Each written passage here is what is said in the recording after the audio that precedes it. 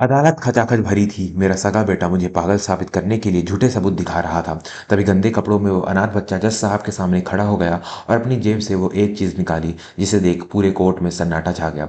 जज की कुर्सी पर बैठे न्यायाधीश ने अपना चश्मा ठीक किया और उस बच्चे की ओर देखा। वह मुश्किल से 10 साल का होगा। उसके कपड़े जगह जगह से फटे थे, पैरों में हवाई चप्पल थी और चेहरे पर डर की लकीरें थी।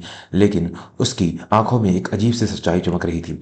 कटघरे में खड़ी पूर्व जस्टिस गायत्री देवी की आंखों में आंसू बह निकले। वो औरत जिसने अपनी पूरी जिंदगी दूसरों को न्याय दिलाने में बिता दी थी, आज अपने ही बेटे के लालच के आगे हार चुकी थी। लेकिन उसे उम्मीद थी कि जिस कचरे को उसका बेटा देखना भी पसंद नहीं करता था, वो आज उसकी ढाल बनकर खड़ा हो जाएगा। यह कहानी उस दिन के फैसले की नहीं है, यह कहानी है खून के रिश्तों और दिल के रिश्तों को बीच में उस जंग की, जो हर घर की कहानी है। कहानी आगे बढ़ने से पहले अगर आप भी मानते हैं कि इंसानियत दौलत से बड़ी होती है, तो हमारे चैनल को अभी सब्सक्राइब करें। हम ऐसी कहानियां लाते हैं जो आपके दिल को छू जाएंगे और रूह को सुकून देगी। कहानी की शुरुआत होती है शहर के सबसे पॉश इलाके सिविल लाइन से। वहां के सबसे बड़े बंगले न्याय विकास में जस्टिस गायत्री देवी अकेली रहती थी। 65 साल की उम्र, सख्त मिजाज और सिद्धांतों की पक्की। उनके पति का देहांत बरसों पहले हो चुका था और उनका इकलौता बेटा समीर विदेश में अपनी ऐशो आराम की जिंदगी में व्यस्त था। समीर साल में एक बार आता, तो वो भी सिर्फ जायदाद के कागजों पर हस्ताक्षर लेने। गायत्री देवी के पास दौलत थी, रुतबा था, शहर में इज्जत थी, लेकिन घर के अंदर वो सिर्फ एक तनहा बूढ़ी औरत थी। नौकर चाकर उनके डर से काम करते थे, सम्मान से नहीं। एक दोपहर गायत्री देवी अपनी पुरानी कार में मंदिर जा रही थी। ड्राइवर ने अचानक ब्रेक लगाया। क्या हुआ रामू, गाड़ी क्यों रोकी? गायत्री देवी ने कड़क आवाज में पूछा। मैडम जी, आगे जाम है, लगता है कोई एक्सीडेंट हो गया है, ड्राइवर ने कहा। गायत्री देवी को गर्मी बर्दाश्त नहीं होती थी। उन्हें शुगर की बीमारी थी। एसी बंद होते ही उन्हें घबराहट होने लगी। उन्होंने खिड़की का शीशा नीचे किया। बाहर की गर्म हवा के थपेड़े उनके चेहरे पर लगे। तभी उनकी नजर सड़क के किनारे बैठे एक बच्चे पर पड़ी। वो फटे पुराने कपड़ों में एक पुरानी किताब पढ़ रहा था, जबकि उसके पास कूड़े की बोरी रखी थी। अचानक गायत्री देवी का सिर चकराया। शुगर लेवल तेजी से गिर रहा था। उनकी आंखों के सामने अंधेरा छाने लगा। उन्होंने ड्राइवर को आवाज देने की कोशिश की, लेकिन हल्के से आवाज नहीं निकली।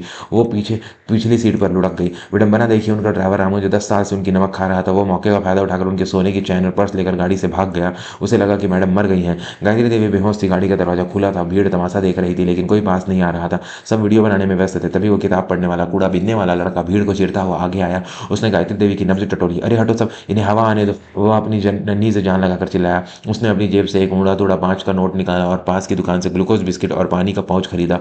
उसने बड़ी मुश्किल से गायत्री देवी के मुंह पर पानी और बिस्किट का घोल डाला। उसे होश आने पर गायत्री देवी ने खुद को एक सरकारी अस्पताल के जनरल वार्ड में पाया। बदबू और शोर के बीच वो लड़का उनके पास एक स्टूल पर बैठा था, हाथ में वही किताब लिए। तुम कौन हो और मैं यहाँ कैसे? गायत्री देवी ने कमजोर आवाज में पूछा। लड़के ने किताब बंद की। मेरा नाम आर्यन है माई। आपका ड्राइवर भाग गया था, आप गाड़ी में बेहोश थी, लोग वीडियो बना रहे थे, इसलिए मैं आपको ठेले पर लाद कर यहाँ ले आया। गायत्री देवी सन्न रह गई। एक करोड़पति जज को ठेले पर अस्पताल लाया गया और मेरा इलाज पैसे किसने दिए? आर्यन ने मासूमियत से कहा। डॉक्टर साहब पैसे मांग रहे थे, मैंने अपनी गुल्लक फोड़ दी। पूरे 340 रुपए थे, सब दे दिए। अब आप ठीक है ना? गायत्री देवी की आंखों में आंसू आ गए। जिस बेटे के लिए उन्होंने करोड़ों जमा किए, उसने कभी एक फोन कर हाल नहीं पूछा, और सड़क के इस बच्चे ने अपनी सारी जमा पूंजी एक अनजान बुढ़िया पर लुटा दी। तुम्हें पता है मैं कौन हूँ? उन्होंने पूछा। नहीं, पर आप किसी की दादी तो होंगी ना? मेरी दादी कहती थी बुजुर्गों की सेवा करना सबसे बड़ा धर्म है, आर्यन ने मुस्कुराते हुए कहा। उसी दिन गायत्री देवी के अंदर की सख्त जज पिघल गई। वो ठीक होकर आर्यन को अपने घर ले आई। उन्होंने उसे कचरा बीनने वाला नहीं, बल्कि अपने घर का सदस्य बना लिया। उन्होंने देखा कि आर्यन बहुत होशियार है। वो उसे पढ़ाने लगी। वो जो सोना बंगला था, अब आर्यन की हंसी और गायत्री देवी की डांट, जो अब प्यार भरी थी, से गुजरने लगी। लेकिन खुशियां ज्यादा दिन नहीं टिकी। 6 महीने बाद उसका बेटा समीर विदेश से वापस आया। उसे जब पता चला कि उसकी माँ ने वसीयत में बदलाव करने का फैसला किया है और एक भिखारी को घर में रख लिया है, तो उसका खून खौल उठा। माँ, क्या सठिया गई हो तुम? इस गंदे खून को हमारे घर में पनाह दिया, ये चोर है, किसी दिन सब लूट कर भाग जाएगा। समीर चिल्लाया। जो मान संभाल कर बात कर समीर, आर्यन ने मेरी जान बचाई है, और रही बात खून की, तो खून तूने कौन सा बेटे होने का फर्ज निभाया है? गायत्री देवी ने पहली बार बेटे को जवाब दिया था।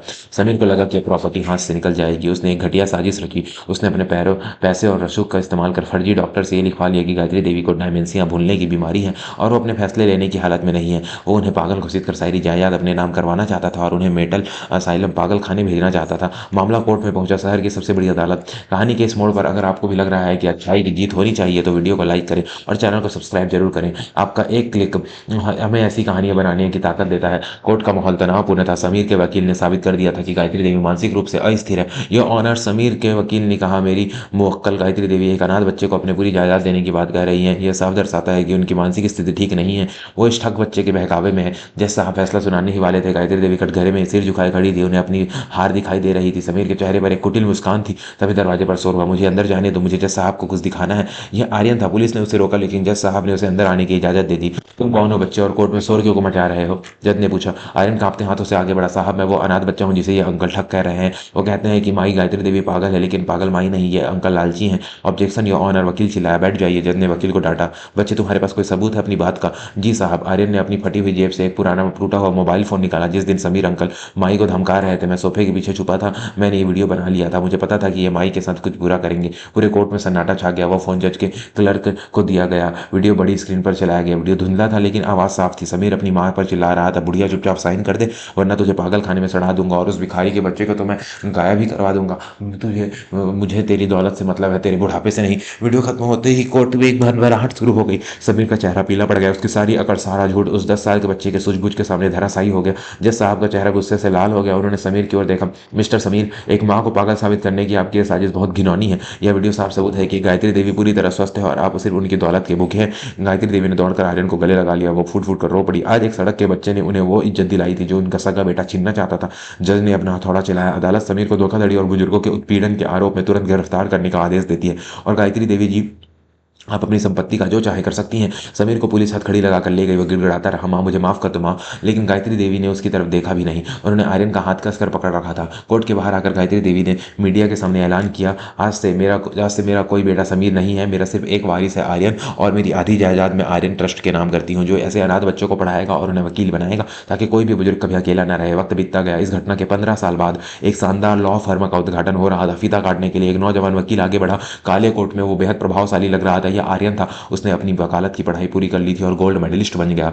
भीड़ में व्हील चेयर पर बैठी गायत्री देवी, जो अब 80 साल की हो चुकी थी, गर्व से उसे देख रही थी। आर्यन उसके पास आया और घुटनों के बल बैठकर उनके पैरों में अपना मेडल रख लिया। ये आपकी वजह से हम आई। अगर उस दिन आपने मुझे सड़क से नहीं उठाया होता तो मैं आज भी कूड़ा बीन रहा होता। गायत्री देवी ने कांपते हाथों से उसका चेहरा छुआ। नहीं बेटा, अगर उस दिन तूने मुझे नहीं बचाया होता तो मैं करोड़ों की मालकिन होकर भी अनाथ मरती। तूने मुझे सिखाया कि रिश्ते खून से नहीं, एहसास से बनते हैं। आर्यन मुस्कुराई। आज मेरा पहला केस है। किसका केस लड़ रहा है? एक बूढ़े पिता का, जिसे भी उसके बेटे ने घर से निकाल दिया है। मैं उसे उसका हक दिलाऊंगा मुफ्त में। आर्यन ने कहा। गायत्री देवी की आंखों में खुशी के आंसू छलक पड़े। उनका निवेश सफल हो गया था। उन्होंने एक भिखारी को नहीं, बल्कि समाज के एक रक्षक को पाला था। दोस्तों, यह कहानी हमें सिखाती है कि किसी का जन्म कहाँ हुआ इससे उसका कर्म तय नहीं होता। कीचड़ में ही कमल खिलता है। समीर महलों में पैदा हुआ, लेकिन उसकी सोच छोटी थी, और आर्यन सड़क पर पैदा हुआ, लेकिन उसका दिल राजाओं जैसा था। अक्सर हम अपने सगे रिश्तों के अहंकार में उन लोगों को ठुकरा देते हैं जो सच में हमारा भला चाहते हैं। कदर उनकी करो जो बुरे वक्त में तुम्हारे साथ खड़े हो, न कि उनकी जो सिर्फ तुम्हारी कामयाबी के हिस्सेदार बनने आए। क्या आपको भी लगता है कि गायत्री देवी ने सही फैसला लिया, या क्या खून का रिश्ता ही सब कुछ होता है? अपनी राय हमें कमेंट में जरूर बताएं। अगर इस कहानी ने आपकी आंखों में भी नमी ला दी है तो जाने से पहले हमारे चैनल को सब्सक्राइब जरूर करें और घंटी का बटन दबाएं। हम वादा करते हैं अगली कहानी आपके दिल को और भी गहराई तक छुए जाएगी। तब तक के लिए अपने बड़ों का सम्मान करें, क्योंकि उनकी दुआओं में ही असली दौलत है। धन्यवाद। जय हिंद।